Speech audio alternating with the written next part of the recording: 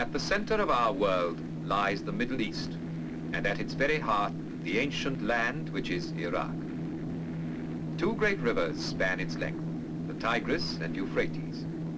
In the plain, made rich and fertile by their waters, the earliest civilizations known to man were born. Out of this ancient heritage, the citizens of one of the world's youngest nations are building a new life and a modern state.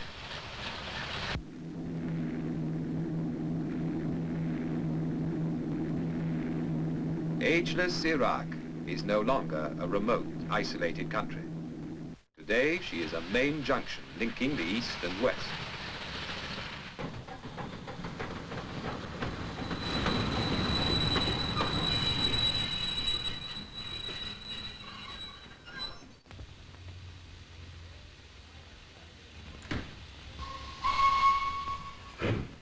Her capital is Baghdad, a name that conjures up all the romance of Harun al-Rashid and the Arabian Nights of 1,000 years ago, when this was the fabulous capital of the Islamic world.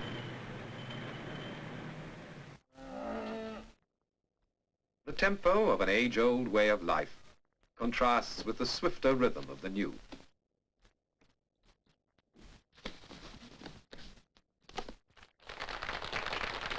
The 20th century has come to Baghdad, with steel and concrete, with shining cars and wide streets.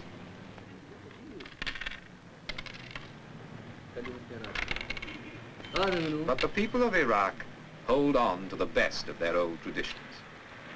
In the bazaars, you can see and hear them carrying on the art and exquisite craftsmanship that has been their pride for hundreds of years.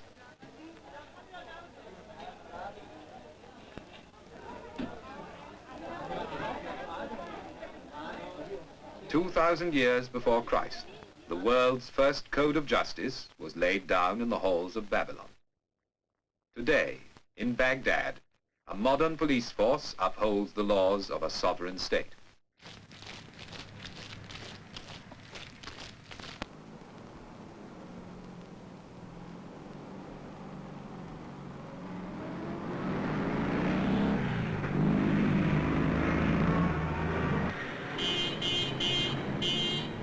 Today, the streets of the city are alive with the bustle of a young people who are taking back from the West the means to a brighter future. And in their enjoyment of sport, the same is true.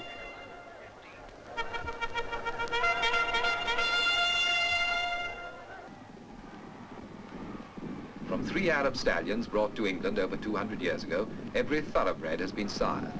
Today, their descendants run on every racecourse in the West. And now, in the 20th century, the sport of kings has come into its own in Baghdad, and how the people love it.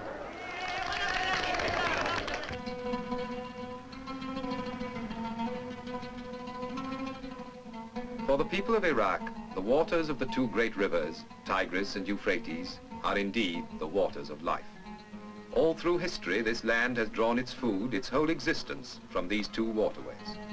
Between the twin rivers, so legend says, was the world's first garden, the Garden of Eden. And here there is still the miracle of the water. With water, man has made the desert green with grain and vegetables, rich with spices and dates for all the world.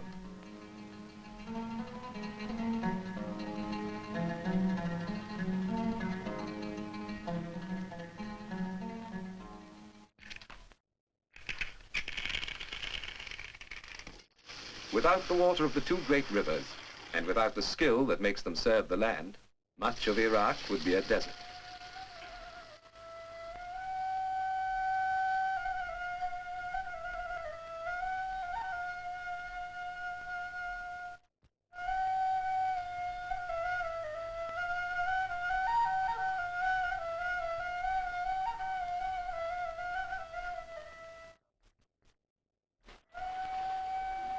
Only in the mountains and valleys of the north is there enough rain and snow to help the farmers cultivate their fields.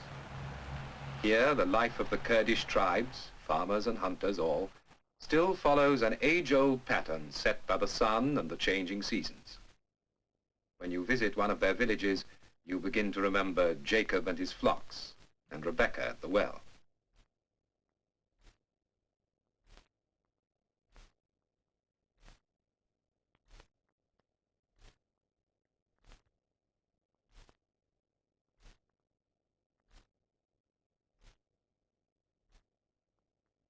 The men are already in the fields, tending the vines, watering the crops, as they have done from the time of Abraham, pausing only to offer a prayer to God for his goodness. Allahu Akbar, Allahu Akbar. Ashhadu an la ilaha illallah. Ashhadu an la ilaha illallah. Ashhadu anna Muhammadan Rasulullah. أشهد أن محمدا رسول الله. حي على الصلاة، حي على الصلاة.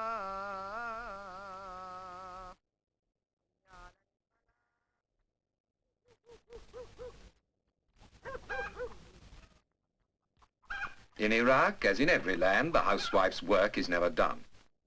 For their husbands, the day's work over, there is time to sip a glass of tea and talk of what the future holds in store for them and their children. But with the coming of spring and the sowing of the seed, all become young again and rejoice.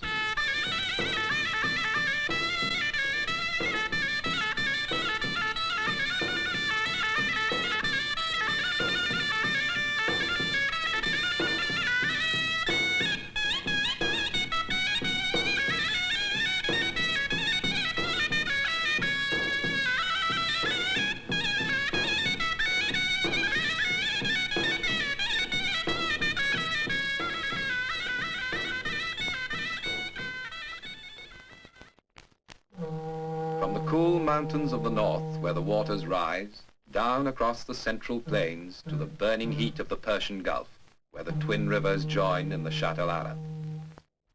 Here lies the great port of Basra, at the crossroads of the world's trade.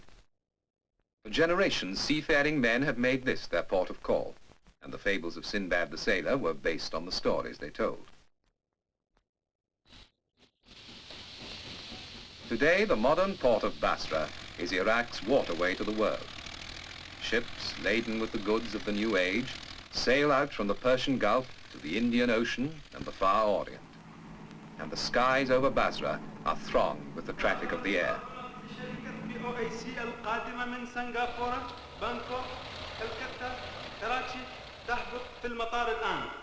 Now I have your attention, please. The OAC announced the arrival of Arnold Flight 785 from Singapore, Bangkok.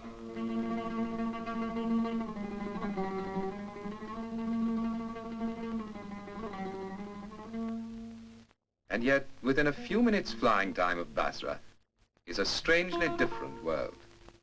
You're back in another age.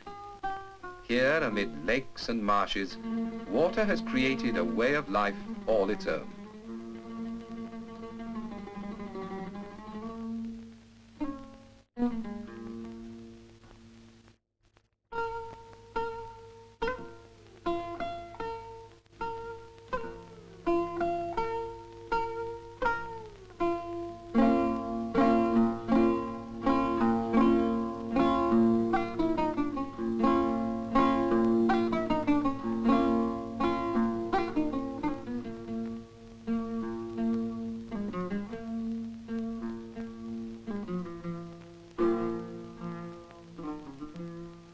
A way of life well suited to these strange surroundings, and at the same time a living reminder of that remote past when men settled by these waters to found the first great cities known to man.